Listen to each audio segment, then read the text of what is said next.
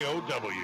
There's a snap, turn, right side, Wilson, cut back. First down up the middle at the 10, the 5, touchdown! Royston Wilson, he hurled a defender into the end zone for 6 points. The Coach Beck Show is brought to you by CBL Electric, Holy Automotive, KSN Television, Via Christi Hospital, and Watco Companies. Now, let's go live to Chatters with the voice of the Gorillas, Eddie Lomshed. And good Monday evening, Pitt State football fans. Eddie Lomshed indeed live at Chatters Restaurant and Bar in Pittsburgh. Coach Tim Beck Show presented by CDL Electric. Coach Beck alongside, and well, not the kind of day any of us wanted. 44-33 home loss to Lindenwood, newcomers to the MIAA. And Coach, it started, with the big play, the first play of the game. That was way too common of a theme, and boy, your team reeling right now a little bit. Yeah,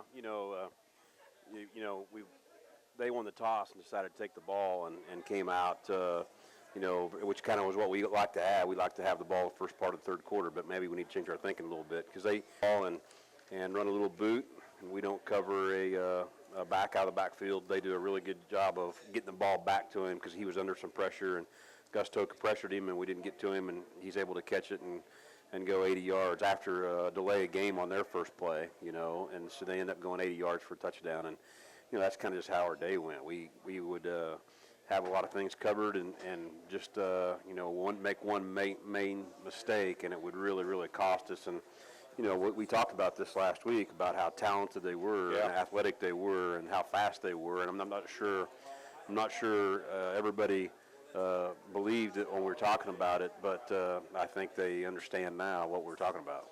Yeah, they were a talented team. It's a program that's had a lot of success in recent years. Not necessarily at the Division II level, but they are there. It's a very veteran team. You can play that. You mentioned on post-game, too, they were a very inspired team. They had suffered a severe injury and some paralysis right now the week before against Missouri Southern. Football can be such a violent game. Those things can happen, and it's a shame. And last week you guys took up a collection. You presented that to their player or to their coach to take back to the player's family. But what do you talk to you about your players when you know of a serious injury with another team in your conference, even if it's not you? Well, it hit home just because we knew the young man. Coach Weimers had talked to him several times. He was from Tulsa Union High School, and his teammates on our team, and so we had a lot of information early in the week that had happened, and so. We just talked to our team about, it's really unfortunate, and, we want to do something, and we felt like, that this was the best thing for us to do, and just to take up a collection, maybe give their family some aid. And so, our players and coaches responded very well, and Coach Ross was very thankful for that, and I know the family will appreciate. Their offensive line coach called me again on Sunday, and just to thank us for doing all that, and you just talk to your team about, you understand there's a risk of injuries like that, and that's why it's important to try to do your best to make sure that you tackle properly and play the game properly. And, you can get injured doing it out there playing football, but speed. And like I said, they came in very inspired because of that, but the coach, you take that our job is to get them fired up and ready to go. As far as, how did that there are different things through the offseason. Even though Lindenwood's new to the league this year, do you feel like the MIAA is a pretty tight-knit group? For the most part. It'll be interesting, this next week we'll go up and vote for all conference, and, it'll be completely different than it's ever been because you're gonna have to listen to coaches talk about their players, and then you're going to have to vote on some players, and you're going to have to vote on some players that you haven't seen personally, and everybody gets a chance to watch some video on them, but, other than that, you're not going to spend much time watching. Like, for instance, we were not going to spend much time watching Kearney just because we don't play them throughout the season. You see them play against other people a little bit, but you don't pay as much attention to their players. And so, that'll be really interesting to see how that all plays out. And for the most part, the coaches are pretty level-headed when it comes to, all conference awards. And everybody in this conference, for the most part, wants to do what's best for our conference. There's some guys you just don't like. Well, yeah, I think there's plenty of them out there that don't like us. I think that's the thing. But no, there's always some comments that are made that you don't like to to listen to, but that's just part of it. Oh yeah, athletics is emotional. We all know that, but hopefully cooler heads prevail away from the game. Boy, beautiful day, and again a solid crowd in that. And with Lindenwood new to the league, it brings up one other point that, as I look through stuff and the region has come out all year, it brings up certain things within a conference. What's it like when you don't play everybody, and what are your initial thoughts right now on the expansion the league has gone through? Well, it benefits. There's no question it benefits some teams better than others. I just don't know how I really feel about it yet because, I guess it's all played out where we're coming down to it's either Northwest Missouri or Missouri Western's going to win the conference championship, and everybody, felt like that was going to be, could be a 3 or 4 or 5-way tie, which we've had anyway in our conference the way it was before. So, I'm not sure how I feel about it, and there's always rumors going around about this team or that team may go somewhere else or they may do that. And I know when the Division I team started jumping ship and moving from conference to conference, I think the MIAA was proactive in making a move to try to protect themselves and make sure we didn't end up with a conference with 7 or 8 teams in it. So I think they were very proactive in protecting the MIAA. Well, I'm with you. I think it's still a work in progress, and I think football more than any other sport will be affected because it'll be the only sport you don't play everybody, and that does change things as far as the league race and playoffs and strength of schedule and all of that. It was a beautiful day out there Saturday. We'll step aside, take our first break, come back, and get into that first half. Back to Chatters and more of the Coach Tim Beck Show presented by CDL Electric after this. Are there spaces in your home or business that you just can't keep cool? They're called hotspots, and while there are cheap solutions, they usually become a bigger problem. Introducing Mr. Slim ductless air conditioners and heat pumps from Mitsubishi Electric HVAC. Mr. Slim installs discreetly in just a few hours. It's quiet, built to last, and affordable. Mr. Slim ductless air conditioners and heat pumps available at CDL Heating and Cooling in Pittsburg, Fort Scott, and Nevada. Find them fast in names and numbers. Here's the snap. Chevy runs deep. And the pass. Holy moly. Chevy Silverado with a big catch. Chevy Cruze blocking the competition. And look at Silverado go. Chevy outperforming everyone. Chevy at the 10, the 5, touchdown. Moley Automotive. Moley Chevrolet GMC of Pittsburgh wins the game. And all fans get up to $8,000 off all remaining 2012s in stock. Moley Chevy GMC of Pittsburgh, your 4-state Chevy Buick GMC dealer. Proud supporter of Pitt State Gorilla Football. Moley Automotive. Best price always. Gorilla fans, for the best Pittsburgh State football coverage, tune in to KSN 16, your hometown sports. I'm Eric Kinnett. We'll have those highlights after every Pitt State game, and during the week, we'll have the latest news and preview the next opponent.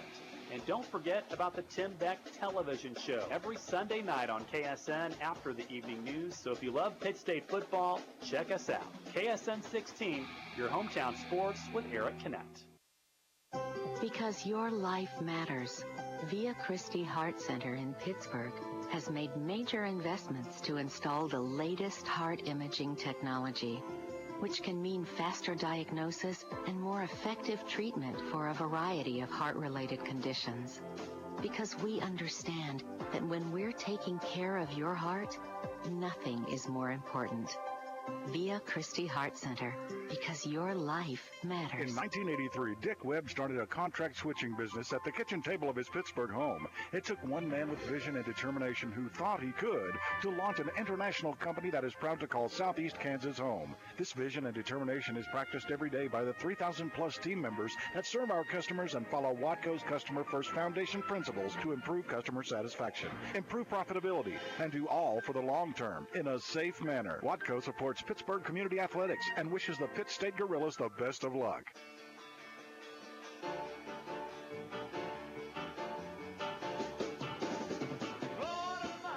Snap, Avanoa, give it Wilson, right side, leaves his feet, spins down near the goal line. He's at the 1-yard line. No! Touchdown, Gorillas!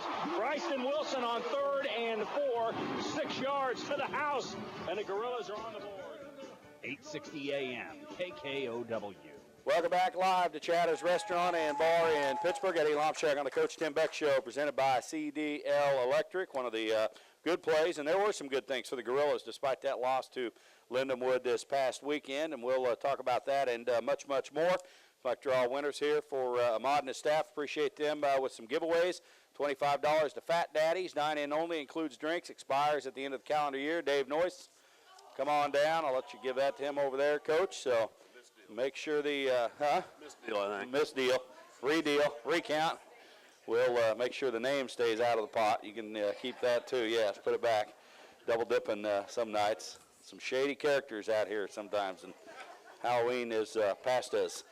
Well, so the quick start, Coach, the first play of the game, they do score after a delay of game, 80 yards. And what was noticeable on your side, you brought pressure. A couple of guys run into one another there, and were they both supposed to go, or did one go to the wrong spot or one cover? No, we had our support guy coming off the edge, and they brought the receiver down in motion, and Devontae's, covering him man, so he's just trying to run across with him, thinking maybe he's going to go all the way across the field, and he ends up bumping him. But that wasn't the major problem. Major problem was we didn't cover the back out of the backfield, and they roll hard to the field, and we're probably going to throw to the field, or there's a chance they're going to throw to the field, and we end up stopping them, and then they go back and look back and throw to the back around the backside, and we just blew a coverage completely.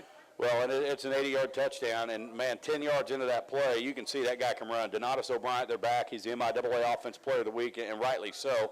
He had 15 total touches for 400 yards or whatever it was. I know you raved about him going in, and I mentioned on the broadcast, they're 13th in the league in net rushing yards, but he's still around 6 yards per carry for the year. They're just not committed to it, number of carries. I think he only had 140 in 9 games or just below that. So talk about what kind of player he is after you've seen him in person. Well, he's exactly what we thought he was. The thing about it is they were so good early offensively throwing the football. And they lost their starting quarterback. The Gomez kid was throwing for 340 yards a game early on, so he was so hot and doing so well, they just weren't running it as much. And, then he gets hurt, and so, they end up going with the backup, and the backup struggles a little bit, and they go to Emporia and get shut out at Emporia. Take the red shirt off this young freshman, and he comes in, and this was his second game, or maybe second and a half game, I guess, and he's pretty cool, calm, and collected for a freshman. Yeah, when you have that, and yet I think you probably anticipate them maybe simplifying things with screens and draws and things to help him a little bit. But what is your philosophy against a true freshman quarterback, his first road start? What were you thinking defensively going in? Well, we wanted to try to get to him. We wanted to try to get to him and try to shake him up a little bit maybe. And we felt like you go into our place, first road start, that we need to try to pressure him a little bit. And we got to him a little bit, but not near like we needed to. And they just were really smart with their game plan on what they did. And when they were backed up, they popped a draw and popped a screen, and we just didn't fit it very well, and so it ended up costing us a lot. And the big plays, when they happen early, but as a coach, I know you guys talk all the time about, hey, how are you going to respond if this is a situation, whether it's good or bad, because the game eventually is going to settle in. What do you say to your team in the heat of the battle when a big play happens early against you? Their first play reminded me almost of the national championship game. It's so fast. I looked up and there was 15 seconds off the clock. 15 seconds and they're up 7-0, and so it's almost like even in the second half, when they get ahead, there was so much time left. We still had a chance to get back in it, and especially the way we showed the little drive that we had right before the half. Right. I mean, with a minute to go, and took it right down the field and got points out of it, which was huge for us to go in at halftime with that, and it just showed the explosiveness that we can have at times, and we tried to get that going a couple times in the second half, but there was a couple big plays that just really took the air out of ourselves. Yeah, the old saying, just keep chopping or rowing or pull the rope, whatever people use out there. You mentioned trying to get after the quarterback, and Gus Toga's awfully close on the first play of the game. I know for you guys, Gus has had a good year. The numbers aren't where they were a year ago. What's different for him this year? Is it the way people are blocking, or is it inexperience on the inside that's affecting that? Well, we losing our guys inside last year was, really, those guys ended up playing great for us. They going down the road, J.R. Jones and Cody Moore, and those guys were really, really solid. Just really did the nice job for us. And we've got some guys there that don't have as much experience, and that does make a difference on what happens on the edge. And then the year that Gus had, you know, there's a lot more attention brought to him as well. So it's a combination of things, and he's had some tremendous games for us, but you know, people are very well aware of where he's at and what he's capable of, and so you know they're smart about what they do against him. And you guys have had a couple games. Central stands out with all their flips and shifts. Western did it as well. Both those teams have very good and big tight ends. And then you guys are jumping around a lot. What are you trying to do with Gus as far as matchup-wise? Well, you know, we like to play him as the open end 5 technique as much as possible because you know he can handle a tackle when he needs to, and we like his capability of rushing from that edge. And so we will move people around. And you know, the other guy that has really played pretty good for us is Joe Ozil, and he gives us a lot of flexibility because he's not as big as he probably needs to be to play inside, but he's got some grit to him and some toughness to him, and he's extremely strong. So he can sometimes manhandle a tight end, but he can also play down inside if we need him to. He should just play without a helmet, and they'd be scared of him when they see him. Yeah, he scares me. I'm not afraid of anything, but I'm scared of Joe Ozil. You know, they get the quick score, you get the ball back, and another thing that was kind of, you know, indicative of your day, you moved the ball. You end the game with very good numbers offensively, but after 2 first downs, you have to pooch punt. It tumbles into the end zone, but there was a 5-yard false start, and that's one of those penalties. You get down sniffing the red zone, and then a 5-yard penalty. Boy, they loom a lot larger than that, it seems like, when they happen in those situations. Yeah, they really do. You know, and you know, when you look at the offensively, you look at the first half, and I think we just had 5 series maybe in the first half, 5 or 6. It would be 6 at the most. 5 total, yeah. But I think 5, and then you go to the second half. We come out and we don't get points on our first drive, but we go 8 or 9, 10 plays and end up turning over on downs. But then we get a touchdown and get right back in it, and then we have the problem with the screen that they got defensively. But then we go, you know, about four series in a row without scoring. And you know, that's where we have it. We see the adversity, but you know, gosh, the momentum was really swung our way, and we were really kind of rolling with it. And then that big screen really kind of deflated us. But then that's when you got to come back offensively and go answer the bell. And we weren't able to do it then. We did it later, but we didn't do it then when you really needed to do it. Yeah, instead of a 1-score swing, they end up getting 3 scores out of that stretch you're talking about, and we'll get into that. But yeah, just a day where at times couldn't get out of their own way, and then at times the untimely penalties or some other breakdowns, and even in a kicking game. So it all adds up. 44-33 for Lindenwood. We'll step aside another break. When we come back, we'll continue on with the first half. Back with more of the Coach Tim Beck Show, presented by CDL after this. Digging deeper to make ends meet? Now you can get a 30% tax credit with a geothermal heat pump system from Climate Master. Climate Master geothermal systems tap the constant temperature of the earth to provide heating, cooling, and hot water while keeping your home comfortable all year long. Plus, Climate Master systems are incredibly efficient. If you're interested in saving up to 80% on your energy costs, call CDL Heating and Cooling for a free estimate in Pittsburg, Fort Scott, and Nevada. Find them fast and names and numbers.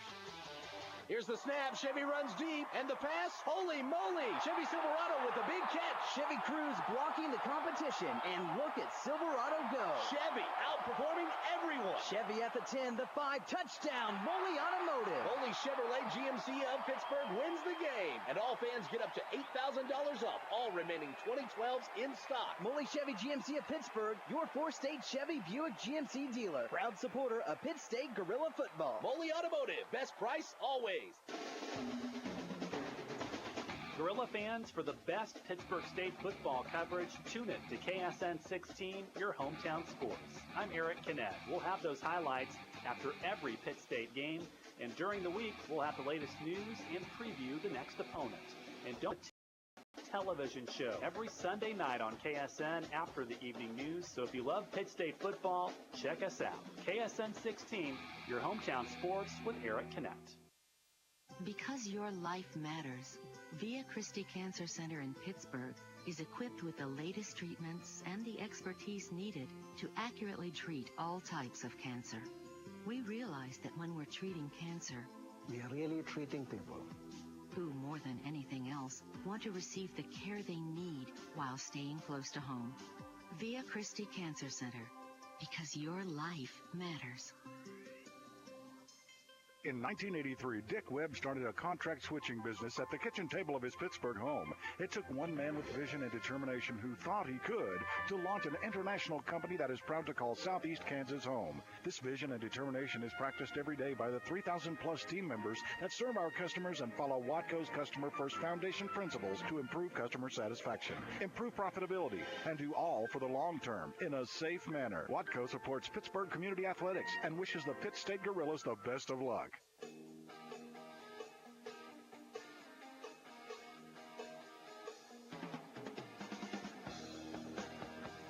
Tight end left. Abinoa in the gun. Single back Spradling. A roll out for Anthony. Holding. Turns the corner at the 5. Ducks his head. Touchdown, Gorillas. Anthony Abinoa, a very determined 7-yard run, and the Gorillas on the board late in the half. What a play by the sophomore quarterback. 8:60 a.m. KKOW.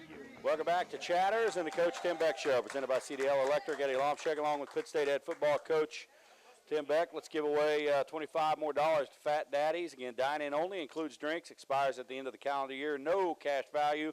Jacob Fleming, our winner, so congratulations. Thanks for being here.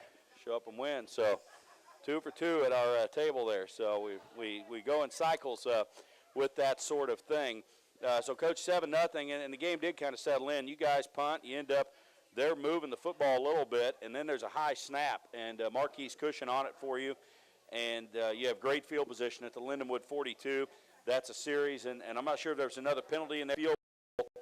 Boy, you look back; those are costly to waste those field position opportunities. Oh, it was, and we had that big first play. Bryson took the ball around the edge and picked up, 15, 20 yards, and we got called for holding, and then backed us up again, and that was a huge turning point right there.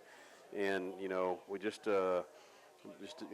not taking advantage of our opportunities when we get them, and that's unfortunate because we did so well with that last year. We would get a turnover or whatever and make them pay for it. We just haven't been able to do that. The holding thing, and not saying that there wasn't a hold, I don't know on that play. As coaches, you guys look at that, officials get reviewed on that stuff.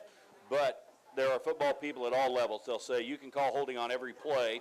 Sometimes it seems blatant when it's not. I'm thoroughly convinced it's not called as often as it was at one time. But what do officials say when they, you get those 50-50 holding calls, and some are called and some are not, and it's not all the same officials? Do you see a constant with what is called and what's not? I wish it was more consistent, and it's a judgment call. And the bottom line was we committed all the penalties the other day. I felt like after going back and looking, we committed them, and we have the opportunity to go back through, evaluate the officials, send video clips in to Phil Laurie, who's the supervisor of all the officials in the MIAA, and then he'll get back with you on what he feels like how it should have went. And it doesn't change anything for you, but at least you have the opportunity to express your opinion. And it's just we haven't. The only problem is right now our defensive line. Because they're pretty good at getting off football. We've been held. We feel like we've been held a few times. I don't think we've had one call yet against our defensive line. So, that's sometimes the tough thing is what doesn't get called. I tell you one thing about our officials in the MIAA is they really work at it. And what people don't understand is they do camps and clinics and all the things. Phil's done a tremendous job with them. They do all these things to try to improve themselves. Problem is, a lot of our better officials in MIAA, they get recruited to go to the next level. And so we have a lot of them going up into the Big 12 and the Big 10 and different places. And so then you have to break in a new group, and some young guys. Stuart Shockey, one of our former players, is an umpire. And so it's good to see some of those guys giving back to the game. Yeah, well, you never have to worry your broadcaster won't get recruited to a higher level. Do from there on 20. Next play, looked like a straight zone give off left tackle to the running back, and he goes 80. And it seemed like 10 yards down the field, there was nobody home in support there. Yep, out of position, and they also did it on about a 29-yard gain where we just weren't lined up right, and it just takes one bad alignment. And with him, you couldn't recover because he was too fast, and we were out of position. didn't get anybody there quick enough, and safety was not where he needed to be. And then the next thing you know, it's gone. And like I said, he was fast enough. If he got out in the open, it was over. Yeah, 15 yards downfield, you knew he was gone. You could tell the angle your guys had and how he was widening it. The good news, you do answer, and it was a beautiful drive. 13 plays, 75 yards, 7:20 off the clock. Bryson fights his way in. It was one of those, you had a first and goal just inside the 10 or just outside the 10, a first and 10, but you overcome that, and sometimes that can be tough to do. But, boy, a hard run there for Bryson, a lot of fighting and spinning down at the goal line. Yeah, we did some nice things in the red zone, and it seems like we've had first and goal from the 10 more than any other down distance this year. But, sometimes you don't know what to do on first down. You'd like to be able to put yourself in second and goal from the 4, but, there's some decisions have to be made. But it was a nice job, and offensively we had some really good moments where we really moved the ball effectively, and we just are not consistent enough. Yeah, that's what it all comes down to, really, in the different phases. Lindenwood gets a field goal after that, and they go up 17-6, so it's a 2-score game. And I thought this was a key stretch. You're at your own 20, 4 minutes to go in the half, and I'm trying to do the math thinking, get a score, use all the time, get the ball back, get a score. It didn't happen. You have a quick 3 and out. It allows them to get the ball back, and they score on a 38-yard touchdown to Helmick. So 17-6 to 24-6. Even though you add one at half, that looms pretty large right there. Yeah, it did. And for us to answer was huge, though. And again, we had to, where we were at field position after they scored, then it was, how aggressive do you want to be? Because we don't want to have what happened at Missouri Western, and they get another one right before the half. Right. Then you're deflated completely. So, Coach Rampy says Mayday, and he, because we want to try to get something going, and so we wanted to be somewhat cautious at the beginning of the drive, and we were able to pick up a couple first downs, and then we became more aggressive. But those are tough calls because you don't want it to snowball on you like it did in the Missouri Western game. You end up scoring 8 plays, 77 yards in 69 seconds and get there with 4 seconds to go. You had a timeout there, and you're going through it. Even in certain situations, I think when the score is one-sided, I always think 2-minute drill experience is important because there will be a time you need it in a meaningful situation. How have you felt with your Mayday execution this year? For the most part, pretty good. We've put together, several drives that have been really, really good, and it's a consideration of doing it other times. Anthony understands things well enough that he can get the ball out of his hands pretty quickly. Now we tried to hurry some things up in the second half, and because of desperation, and it didn't go as well, obviously. But still, it's something that we do fairly well, and we spend a lot of time working on it, and I just wish we could be a little bit more consistent other times. The touchdown run 7 yards, and with 4 seconds to play and one timeout, you see him running, the clock's running, and you run it to the field side. Was it a run-pass option? It is. Always, sprint outs always are. And, we had a couple options there, and they didn't come open. They dropped, and so they were dropped enough where he, it was a nice run by Anthony because it wasn't just a walk-in. He had to go be physical at the goal line to get in, and he was. And he did exactly what he needed to do. And he had one, and there were 1 or 2 others in the game where he'll put a shoulder into a D-back. You worry about your quarterback, health-wise. But I know you've always felt you want your quarterback to be someone that has to be defended and not just a distributor. We saw him play much better in the run game at Truman State, and he's a big kid, and I know he's a former 3-sport athlete that starting to show some toughness. Does that come with experience? I think I think the experience is helping him. Yes, in Anthony's defense, I think he wanted to do some of those things early on, and we were maybe a little cautious with him because we. Don't have a lot of experience behind him, and we wanted to get through some part of the season before we did some of those things. But he's a kid that, he carried it 17 times the other day, but he's a kid that can carry the football, a little different style than Zach, but he's not shy, and he's not afraid to get hit. Well, it's 24-12 at half, and before that, you mentioned the field position, and a common theme was them. I know Pat Ross, their coach, told me they were not going to kick that ball to John Brown. They shanked some punts because of it, but kickoffs are tumbling down the field. There were chances. You had guys that could have maybe picked it up at the 25 or 30, saved some field position. What was your strategy on kick returns? Were you wanting them to let it go through to your return guys? Yeah, we just had really bad luck on kickoff returns, and we've got both Marquise and John. We're okay with Marquise getting the ball as well because he can return it. But into the wind, the first one they skied it, and so one of our bucks has to catch it. And so then they've got one or two with the wind where they end up kicking it in between their guys and ends up going out of the back. So then they hard squibbed one, and we kind of had return set up the opposite direction, and they end up squibbing it away from it. And so it was just everything. It was kind of like everything else. Everything we did that on the return, on kickoff return, worked against us. And then punt return, I felt like we had a huge opportunity to get some big returns because what they did with their punt team, their gunners, they were relying on their gunners to get a stop, and we had worked extremely hard on that all week. Problem was they didn't punt till the second half, and they only ended up punting 3 times. Yeah, they had 46 total return yards for Pitt, and that's not a good day given the personnel in general. As far as your upbacks, your guys on the 25 or 30 there on kick return.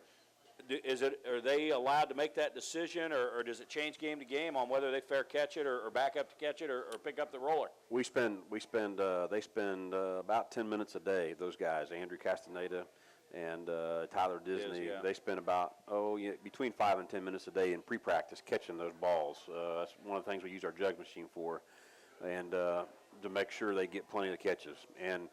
And they work on that, but they're not to back up to catch it because we feel like if they're in the right position that our return guys should be able to get there. Now, return guys have to do a good job of communicating to them.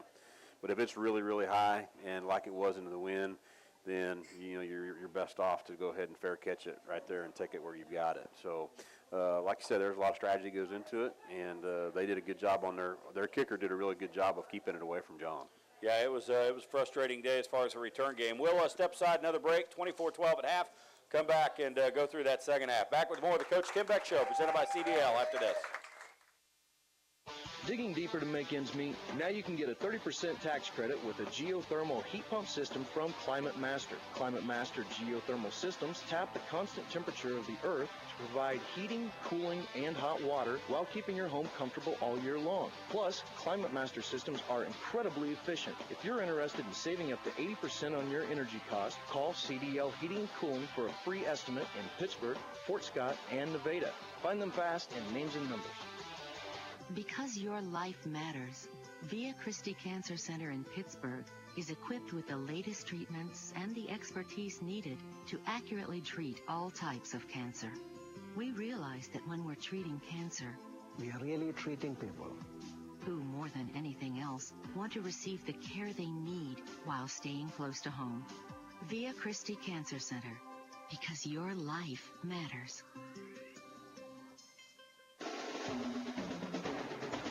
Gorilla fans, for the best Pittsburg State football coverage, tune in to KSN 16, your hometown sports. I'm Eric Kinnett. We'll have those highlights after every Pitt State game, and during the week, we'll have the latest news and preview the next opponent. And don't forget about the Tim Beck television show every Sunday night on KSN after the evening news. So if you love Pitt State football, check us out. KSN 16, your hometown sports with Eric Kinnett. Here's the snap. Chevy runs deep. And the pass. Holy moly. Chevy Silverado with a big catch. Chevy Cruz blocking the competition. And look at Silverado go. Chevy outperforming everyone. Chevy at the 10, the 5, touchdown. Moley Automotive. Moley Chevrolet GMC of Pittsburgh wins the game. And all fans get up to $8,000 off all remaining 2012s in stock. Moley Chevy GMC of Pittsburgh, your 4-state Chevy Buick GMC dealer. Proud supporter of Pitt State Gorilla Football. Moley Automotive. Best price always. In 1983, Dick Webb started a contract switching business at the kitchen table of his Pittsburgh home. It took one man with vision and determination who thought he could to launch an international company that is proud to call Southeast Kansas home. This vision and determination is practiced every day by the 3,000-plus team members that serve our customers and follow Watco's Customer First Foundation principles to improve customer satisfaction, improve profitability, and do all for the long term in a safe manner. Watco supports Pittsburgh Community Athletics and wishes the Pitt State Gorillas the best of luck.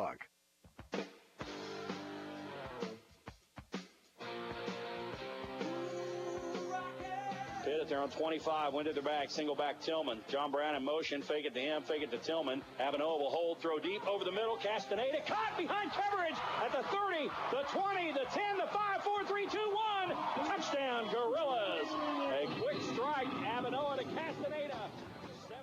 8:60 a.m. KKOW. Welcome back to Chatters and the Coach Tim Beck Show, presented by CDL Electric. Eddie Lomchek along with Coach Beck. Let's draw one more name here, $25. This one in-house to Chatters and the House of Wings. Phil Scott, come on down. Phil has been begging to win one this year. World's largest gorilla fan, number one man. There you go, Phil. Enjoy that. And I know he'll put it to good use, one of our loyal listeners. So thanks for being here, and thanks to Ahmad and his staff for those giveaways, both the Fat Daddies and here at Chatters. Coach, 24-12 at half, and it was back and forth as it was at times. I don't know if any of it was going to set up for what the fourth quarter held, as you end 44-33. But what did you tell your guys at halftime? Well, offensively, we just needed to settle in. We just felt like they hadn't really stopped us. We kind of stopped ourselves on what we had done. We were moving the ball effectively. We just, weren't making some of the plays when we had to. And so it was just be more consistent and finish things. Defensively, a little bit different story because we had given up some really big plays, and so we had some alignment issues and some problems there. But, Coach Weimer's, they get in there, and sometimes when you have a 15 or 20-minute half, of course, at Arrowhead it was shorter, I guess, but when you have a 15, 20-minute half and you get in there and your defensive staff goes in and offensive staff goes in, and I'll talk to the group for a little bit, and then they break back up, and then you'd like to get them back out there with about 6 to 6.5 minutes to go just to make sure they're good and warmed up ready for the second half. And I think that's something that a couple of years ago we probably didn't do a good enough job, and I think last year we started getting them out there a little bit quicker to make sure we're good and loose. But boy, you want to make a couple adjustments here and there, and the half times fly by. I mean, it's almost like it's the fastest time of the day, of the week, or of the year, because it goes really, really quick. You want to get some things talked about and changed, and you have to do it in a hurry. Well, and you started well enough from your own 32-yard line after the kickoff. You have a great drive going. Bryson gets stopped on downs. You end up losing the ball, too, on 4th and 1. So, how tough a call is that when it's 4th and 1? And I thought it was obvious to go for it. I thought that was a no-brainer. You're going into the wind. It would have been too long a field goal, and you missed one. You have the big backs who, you try and slip it to Mandel or Bryson behind him or a scat back with those guys leading. And I'm sure the times you don't make it, you probably just second-guess yourself to death. Well, it was really, probably about 4th and 2. And, it was something that we'd worked on that exactly. And Coach Rampy and Coach Wells, I mean, we break it down to 4th and a foot, 4th and 2 feet, 4th and a yard, 4th and 2 yards, and 4th and 3. We've got calls for that. And we just we felt like we were going to get enough movement and double of them, especially the alignment signing up with. And it was actually a read play, but the read was a give, and we gave it, and we've got a big 230-pound running back, but just got wadded up into a big mess. And then Bryson's trying to make something happen because there's nowhere else to go. And as he's squirting out, then he loses the ball. But he was not going to make it because they just did a good job of really stuffing everything up and making a big wad. Yeah, they had some timely plays from their defensive front. Despite Pitt having really good offensive numbers, they did that. Your defense does stiffen up. From their own 20, go 3 and out. Shanks a punt, 38 yards. You get it at your own 39. Great drive. 8 plays, 61 yards, not even 4 minutes. You go to Mandel Dixon. He plunges in for a yard out. 24-19. Crowds in the game for the first time all day. It's really a factor. Next series, you have them 3rd and 13 at their own 13. And, man, does it come apart in a hurry because of the screenplay. But you had to feel like at that point when you scored and you had them 3rd and long that, boy, this was your chance to get the lead for the first time. Well, the momentum just was with us because we scored the touchdown. We kick off. They're returning it. They try to make something happen and lateral it backwards, and we're right, Johnny, on the spot to tackle them. Then we stuff them on 1st down and 2nd down, and now we've got 3rd and 13, and it's looking like we're going to get the ball back right now. We've got a chance for John Brown to get a big punt return. We've got everything going for us, and then they hit the screen and take it all the way. And it was just, you could hear a pin drop in the stadium when that happened because that was obviously a big play in the game. And we talk about, our staff talked about, there's always those 5 or 6 plays, but that play there just really took the air out of us. And that's when, we've got to, offensively, now we got to go answer, and we weren't able to do that right then. I know BJ overheard Coach Weimers tell the guys on the sideline about the call, and he took some of the blame for that. 3rd and 13, sometimes it's an obvious screen situation, sometimes it's not, and depending on, everything's unique. Did you come after them there? Was there a blitz call on? We did, and, sometimes, as a coach, too, you always second-guess yourself, and you saw the same thing happen in the LSU-Alabama game. Yep. At the end of the game, are they going to bring pressure or not? And, we had them reeling, and felt like we could maybe put some pressure on them, and then they caught us, and they did a tremendous job. Once he got out in the open, then it was over. And, gosh, it was just very untimely. But, that's one of those things. You make calls because of all the information that you have up to that point, and on what you believe is going to happen or what you believe they're going to do. And we as defensive coaches, we've always talked about how you holler out all this information before each play, and obviously you're going to watch the screen, watch the draw, watch this, watch that. But, man, they executed the screen very well and really caught us, and it cost us. Sometimes it happens that way, the chess match, and sometimes the right call comes against the wrong call, and it did. You go 3 and out from your own 2-yard line. They have great field position, and they score again in one play with their backup running back. You get the ball at your own 25 after a touchback. You throw a lateral pass. It's fumbled. They're on it. It leads to a field goal. 17 points in exactly 3 minutes of game time. The lateral pass, did your receiver not think it was a backwards pass? It was. He did, or it wasn't supposed to be, and it was Marquise Cushing. We got him in and kind of tried to get him the ball another way, and we'd used him earlier. Well, I guess it ended up being another time where we used him as a decoy, but we throw it and then he ends up falling and he just can't get to it fast enough, and he's trying to get there, he just can't get there, and like I said, it was just everything just snowballed on us, and the next thing you know, they've scored a lot of points in a hurry. When you're in the pistol like that and you're throwing it laterally, what are you telling your quarterback to make sure it's not a backwards pass? Well, we don't want that one to be, and again, that's just I think Marquise was excited about being in there and getting his opportunity. You really want him to take about 3 steps forward and then back, so it ends up not being. But the other thing you do with a quarterback is as you throw a lateral pass like that, you throw it and then you always step back a yard or two, because everything happens bang bang so fast. It'll be hard for the officials to be able to see that whether it was backwards or not. But this one was obvious backwards. Yeah. It was back behind him too far, and we just didn't execute. Well, 17 unanswered. You have a couple of punts. You turn it over on downs. You did get a couple of touchdowns. The throw to Castaneda over coverage. John Brown catches one with Pierre Desir right in his face.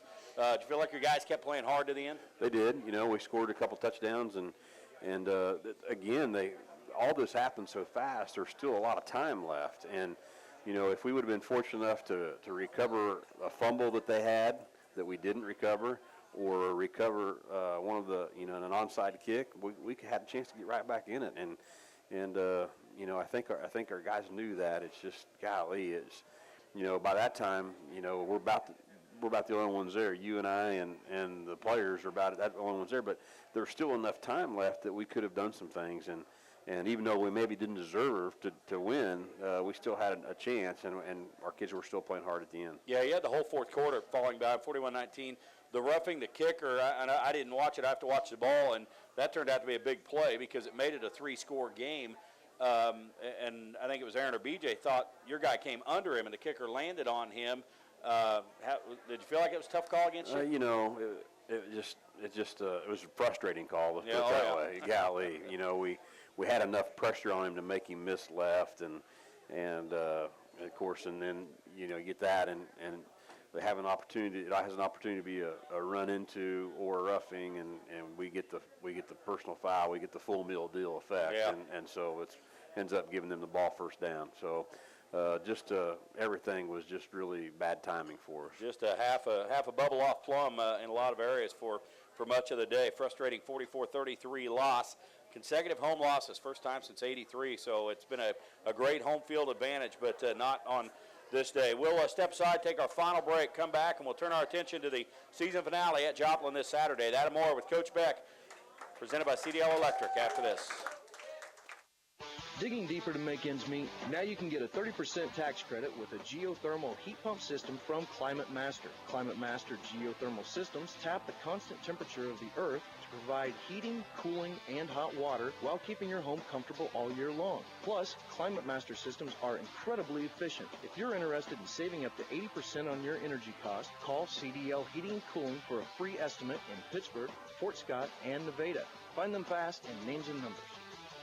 Here's the snap. Chevy runs deep. And the pass. Holy moly. Chevy Silverado with a big catch. Chevy Cruz blocking the competition. And look at Silverado go. Chevy outperforming everyone. Chevy at the 10, the 5, touchdown. Moley Automotive. Moley Chevrolet GMC of Pittsburgh wins the game. And all fans get up to $8,000 off all remaining 2012s in stock. Moley Chevy GMC of Pittsburgh, your four-state Chevy Buick GMC dealer. Proud supporter of Pitt State Gorilla Football. Moley Automotive. Best price always. In 1983, Dick Webb started a contract switching business at the kitchen table of his Pittsburgh home. It took one man with vision and determination who thought he could to launch an international company that is proud to call Southeast Kansas home. This vision and determination is practiced every day by the 3,000-plus team members that serve our customers and follow Watco's Customer First Foundation principles to improve customer satisfaction, improve profitability, and do all for the long term in a safe manner. Watco supports Pittsburgh Community Athletics and wishes the Pitt State Gorillas the best of luck. Gorilla fans, for the best Pittsburg State football coverage, tune in to KSN 16, your hometown sports. I'm Eric Kinnett. We'll have those highlights after every Pitt State game, and during the week, we'll have the latest news and preview the next opponent. And don't forget about the Tim Beck television show every Sunday night on KSN after the evening news. So if you love Pitt State football, check us out. KSN 16, your hometown sports with Eric Kinnett. Because your life matters, Via Christi Cancer Center in Pittsburgh is equipped with the latest treatments and the expertise needed to accurately treat all types of cancer. We realize that when we're treating cancer, We are really treating people who, more than anything else, want to receive the care they need while staying close to home. Via Christi Cancer Center, because your life matters. 860 AM, KKOW. Welcome back live to Chatter's Restaurant and Bar in Pittsburgh. One final segment of the Coach Tim Beck Show, presented by CDL Electric. And, Coach, we'll turn our attention to the Miners Bowl on Saturday. And it's, I mentioned that about the consecutive home losses. And you have a lot of guys that were on the field a year ago. And people want to know what's different. And I think, clearly some of the heart and soul guys you lost. You had a big senior class last year, and they had a bond about them. It's a great example that every team is unique. What's the biggest difference to you at this time a year ago and this year's team? Well, I think that's it. I talked to Zach Dickey yesterday, and we had a long talk about a couple of things, and they're just a big number of guys. When you look at Spencer Worthington and Zach Dickey and Elijah Olabode, and that had been here for a long enough period of time that they just brought a lot of leadership to their position, and we kind of had them spread out throughout the team. And that's such an important part of it. But there's a little bit of worry, I think, as you look at our football team about how maybe being a little too content on what happened last year. And we've addressed that and talked about it a little bit, and it was a phenomenal run. But and not it just wasn't. We didn't wait till this happened to talk about it either. We talked about it a lot in the preseason, but again, I think a lot of times, some things snuck up on us.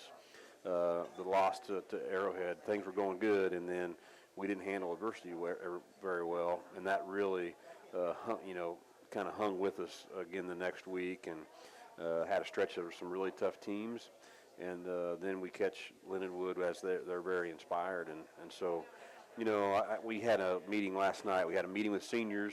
And then we had a meeting with our juniors, and I just want our seniors to know that how much we appreciate them, because, again, a lot what we did last year and getting things turned around from the year before, they had a lot to do with that. And You know, and I just really feel like they've done their part and done what they needed to do. It's just, you know, for whatever reason, we're not winning as many games, and it's unfortunate. But a lot of the mental and physical toughness things that you do, you have to develop those in the off season. So it's really important for us.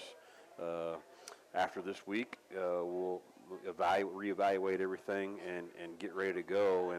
And our players will tell you our off season's extremely tough, and that's part of it. Well, over to Southern, the rivalry, because of the proximity, you've had a dominant upper hand. They're coming off a win. They're guaranteed a winning season. You know they're going to be licking their chops thinking this is their chance to end the streak. New style of play, first-year coach. Where does it start with defending the triple option?